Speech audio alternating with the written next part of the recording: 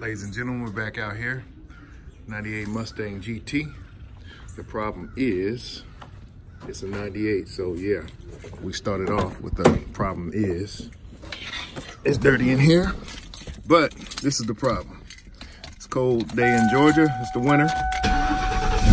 We started up, and when we're driving and it warms up, there's coming out of here, always. So if I turn it on heat, put it on vent, there's no air coming out of here. Put it on floor, there's no air coming out. Well, there's a little coming out the floor, but there's nothing coming out of here, no matter where I put it. But there's a lot coming out of here. It's blowing out of here on vent, blowing out the defrost. I put it on floor, it's blowing out the defrost. I put it on mix, it's blowing out the defrost, not here. That's all the way on high. I put it on defrost, of course it's blowing on the defrost. So that's the problem. And it's irritating, just like this bell that you hear. So let's get to it. We're gonna pop the hood. All right, looking in the back of the engine, this is the center off to the, let's see, following this hose, that look like the heater core. Got these vents, I wonder if anything's coming out of that. But if I look down with my finger, you see that's wet. I do have a little coolant down at the bottom and it's leaking down. It's not leaking in the front, all that's brand new down here. So that's wet and that's green coolant. So we need to check that out. So it's always good to check stuff. So that's the issue we need to fix too. All right, now back to the vent. All right, ladies and gentlemen, this is what we did. This is a 4.6 98 Mustang GT. We went back, we found out this is the vacuum modulator. So what we did, we seen the two vacuums coming out. There's nothing coming out the back from what I can see, which caused vacuum. So we followed these two. The green goes into, looks like a RG, what do you call it? EGR valve. That's cool, everything looks intact. We followed the red. There's only two coming out of there from what we can see. And electricity. I don't know what this is, but we're gonna not touch it. Don't wanna mess nothing up. So we followed the red one.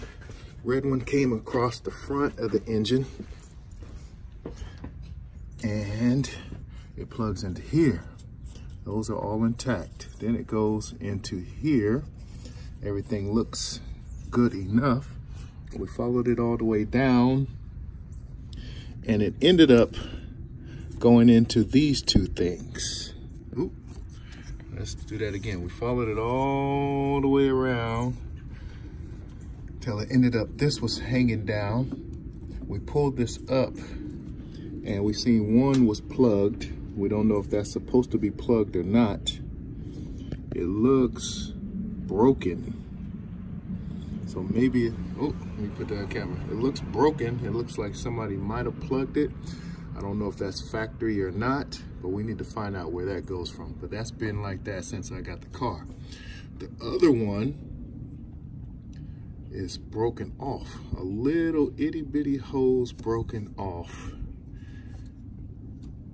And I don't know if you can see that. I can't get my hand that far, but there's a little hose right by that little zip tie.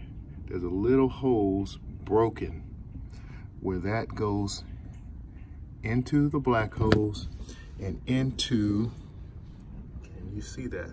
Right there in the center, it's not too clear. Back up, it goes into the firewall. And we suspect that that vacuum, since the heat, the blowers works off a vacuum, we think that that is our problem.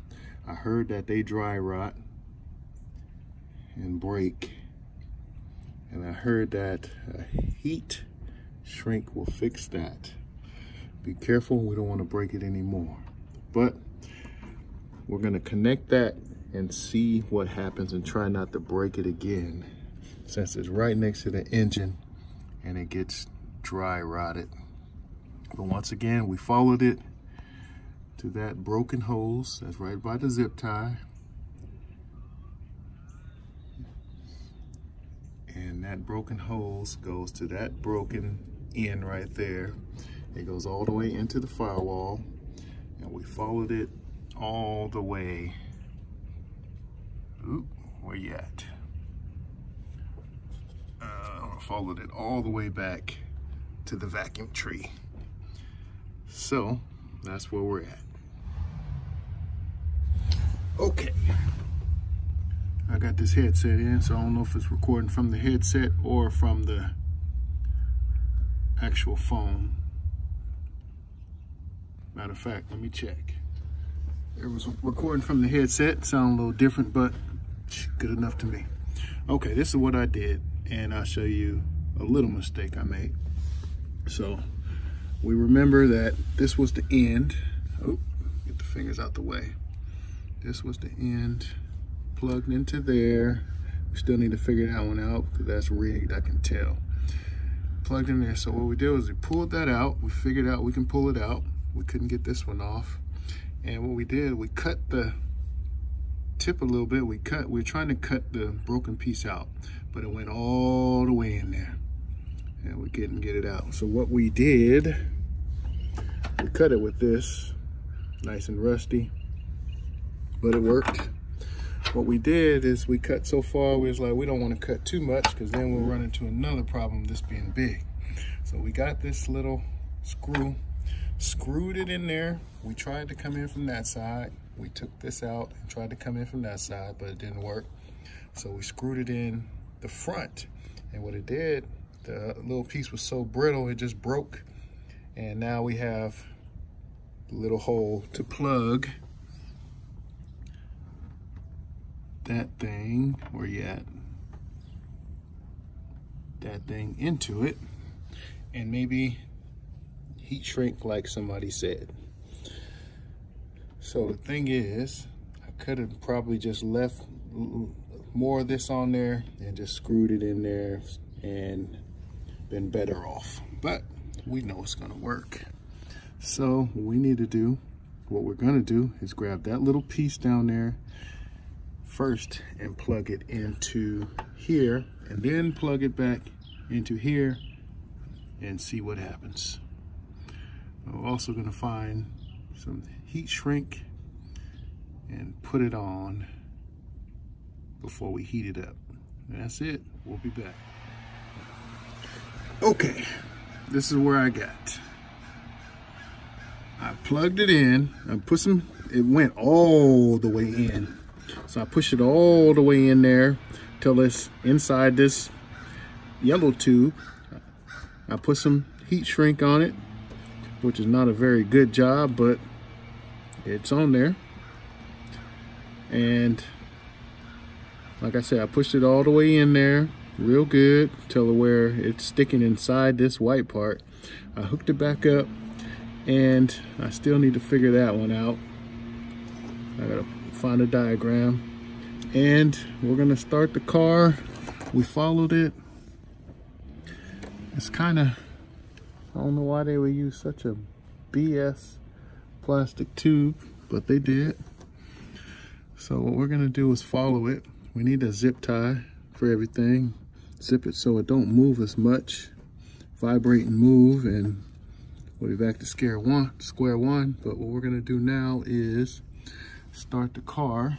Make sure it's not bending a lot, out of shape. But we're gonna start the car and see if it works. All right, we're in the car. I'm gonna start it up, see if that did the trick. No belt this time. So, hopefully, what do you know? We got air coming out of here. Something so simple. There's no air coming out of here. What do you know?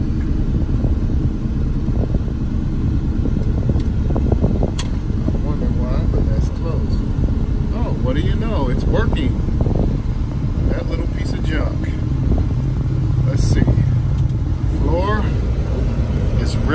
blowing out the floor now. And nothing up here. In the beginning, it would come up here no matter what. Mix. Whatever mix means. What does mix mean? We feel a little bit coming out of there and a little bit out the floor. Defrost. Nothing there. Everything really, really blowing up here. And vent. Coming out the vents. But I think we need to really replace that whole thing. It is working. It's working fine. It's coming out all the vents. I don't remember if it's supposed to blow hard, super hard or not. Let's see. But I think that might be another issue. We hear it.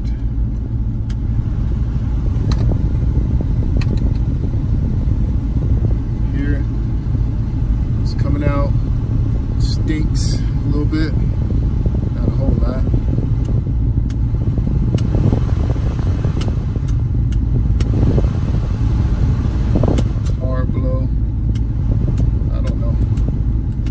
There's also a switch that we had to do last year that's underneath the floorboard, a little switch that controls the blower. And if you got a aftermarket intake, sometimes it gets kind of wet, corroded, and will mess with the blower. So if you ever don't have enough power here, it sounds like it does. But if you don't have, like I hear that get louder. But if you don't have these two, they don't work. There's a switch under there that gets corroded, and you change that real easy. You just got to get upside down. That's the hardest part. But this is solved. That was just a quick fix. Like I always say, if you want it done, do it right. We got that fixed. I heard it's a common problem on the 4.6. Now you know how to do it. All right. And we'll figure out that other one once we find a diagram. Peace.